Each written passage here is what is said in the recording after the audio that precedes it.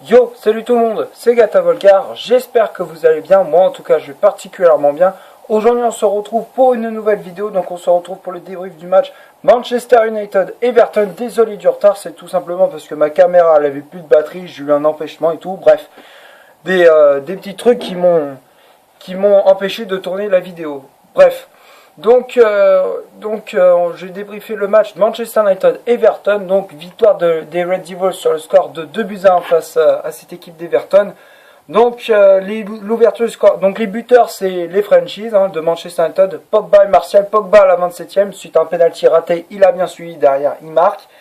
Et ensuite à la mi-temps il y avait 1-0 pour Manchester. Seconde période, but d'Anthony Martial, 49e, 2-0 puis 2-1 grâce à un but de Gylfi Sigurdsson à la 77e sur penalty. Et donc quand même victoire dans la douleur pour les hommes de José Mourinho. Bon, alors dans ce match, ça a été globalement Manchester United a dominé cette partie. Même si quand même Everton nous a bousculé, mais bon, il manquait la finition n'était pas au rendez-vous du côté d'Everton, mais c'est surtout que bon, techniquement, bon bah ils étaient un petit peu à la ramasse. Voilà, enfin quand je dis à la ramasse, je veux dire par exemple ça manquait de technicité voilà, du côté d'Everton et du côté de Manchester United, pardon. Bon, il y a eu quelques pertes de balles, mais bon, il y avait certaines personnes qui se rattrapaient, d'autres moins, mais bon, les autres ils étaient obligés de rattraper la bêtise de l'autre. Et bah voilà, donc mais sinon globalement je suis satisfait des joueurs quoi. Voilà, donc on va passer à la composition d'équipe que José Mourinho a aligné pour ce Manchester United Everton. C'était un 4-3-3 avec Derrea dans les buts, Lindelof et Smalling en défense centrale, Ashley Young latéral droit et capitaine de cette équipe des Red Devils, Luke Shaw latéral gauche, Matic en poste de sentinelle, Pogba et Fred en poste de milieu relayeur, Rashford en pointe de l'attaque à la place de Lukaku laissé sur le banc, Martial ailier gauche et Juan Mata ailier droit. Donc globalement, José Mourinho il a fait tourner à peu près son équipe. Bon, il y a eu aussi certaines absences, certaines personnes qui étaient blessées, tout comme par exemple Valencia, McTominay, voilà, et d'autres qui faisaient leur retour, comme par exemple Marcos Rojo. Et ça fait plaisir parce que au moins pour moi Marcos Rojo c'est un des meilleurs défenseurs de Manchester United avec Eric Bailly et Chris Smalling. Donc c'est vrai que ce sera bien, il y aura plus de solidité en défense. Voilà, donc sinon dans cette compétition d'équipe, bah, quand j'ai vu la feuille de match, j'étais plutôt satisfait parce que je trouve, pour moi, quand j'ai vu le match et j'ai vu la feuille j'ai vu les compositions d'équipe, bah moi j'étais plutôt satisfait. Je me dis bon, bah niveau défense, bon, à part Victor Lindelof que bon, je suis pas trop fan non plus Nemanja Matic parce que c'est pas mon joueur préféré. En attaque, ça m'a plu. Franchement, l'attaque de Manchester lors de la composition d'équipe, ça m'a plu. Et même dans le niveau de jeu de Manchester, moi je trouve que quand Lukaku est laissé sur le banc, Manchester United est plus libéré. Pour moi, je trouve qu'ils sont plus libérés. Il y a plus de jeu. Au moins, ça va 200 à l'heure. Ça c'est un point positif. Et en plus, il y a plus de technicité, de technicité, de vitesse, d'accélération, de tout ce que vous voulez. Bon, si vous avez entendu une sonnerie, c'est normal, c'est mon téléphone qui a sonné. Bref, donc du coup, oui, c'est vrai que l'attaque, franchement, quand on pense à Marcus Rashford, on se dit la technicité, la vivacité, la rapidité, bref.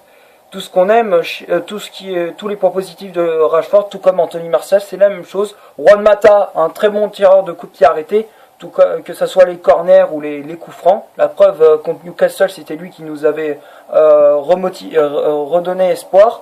On était mené 2-0, derrière Juan Mata marque le 2-1 et derrière on a défilé et à la fin on a gagné le match.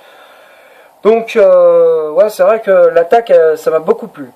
Après le milieu, bah globalement j'étais plutôt satisfait. Paul Pogba, il s'est enfin retiré les doigts du cul. Excusez-moi de ma vulgarité, mais bon, pour moi j'ai trouvé que Paul Pogba, il a été décisif durant ce match. Il a été il a été technique. Il a eu toutes les balles. Il a fait des accélérations, tout ce qui me plaît. Les récupérations de balles, niveau offensif, c'était ça. Niveau défensif, les récupérations de balles impeccables, tout comme Fred et Matic. Franchement, ouais, c'est vrai que les gars, ils ont été bons. J'espère que ça va continuer sur cette série-là. J'espère qu'ils vont pas se relâcher, reposer sur leur relais en disant hop, c'est bon, j'ai fait un match plutôt correct la dernière fois. Bon, bah, on va relâcher sur, on va se reposer et tout, quoi. Non, il faut continuer sur cette série. Il faut être décisif parce que à Manchester, on dit ouais, on n'a pas de leader et tout. On dit c'est pas le Pogba, mais le problème c'est que Pogba il est trop irrégulier. Alors s'il veut montrer que c'est vraiment un vrai leader, il faut qu'il soit décisif à chaque match. Décisif à chaque match. Voilà. Et ouais, sinon à part ça, la défense aussi, ça allait, c'était plutôt correct. Bon, à part Chris Smalling qui a fait Victor Lindelof qui a perdu 3-4 ballons, mais sinon, mais il a pu se rattraper le défenseur suédois. Et Chris Smalling, bon, il a eu un carton jaune, il a provoqué un penalty. Bon, j'étais un petit peu dégoûté. Bon, donc voilà. Et Luke Shaw, bon, il a fait un bon match, tout comme Ashley Young et tout comme David Derrea qui nous a sauvé plusieurs fois. Donc c'est vrai, je suis plutôt satisfait de nos joueurs.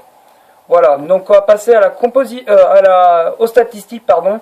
Donc la possession de balle du côté de Manchester United était donc la possession de balle était plutôt du côté de Manchester United, 54% de possession de balle contre 46% pour Everton, 8 corners pour les Red Devils contre 4 seulement pour les Toffees. 9 tirs, il y a eu en tout 12 tirs pour Manchester United dont 9 cadrés. Il y a eu en tout 13 tirs pour Everton dont 7 cadrés. Le nombre total de hors-jeu 7 pour Manchester United contre 0 pour Everton.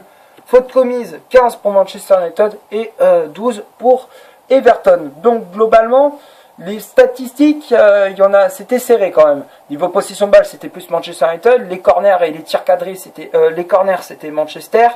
Et comment dire, les tirs c'était plus Everton, mais bon, Manchester était plus réaliste que Everton. Donc ça prouve bien qu'on était plus efficace au but que les visiteurs. Et les hors-jeux, bon, c'est dommage qu'on a effectué 7 hors-jeux, le nombre de fois, plusieurs fois enfin je sais pas trop comment l'expliquer, mais on a fait plusieurs fois de hors-jeu, voilà. C'est un peu pénible d'être à chaque fois hors-jeu. Alors qu'en fait Everton eux ils ont fait un sans faute, donc ce serait bien c'est qu'en Ligue des Champions que ça soit en championnat, en Ligue des Champions, dans une coupe d'Angleterre ou alors dans un autre match, bref dans tous les cas à chaque match il faut faire un sans faute sur les hors-jeux. C'est fondamental.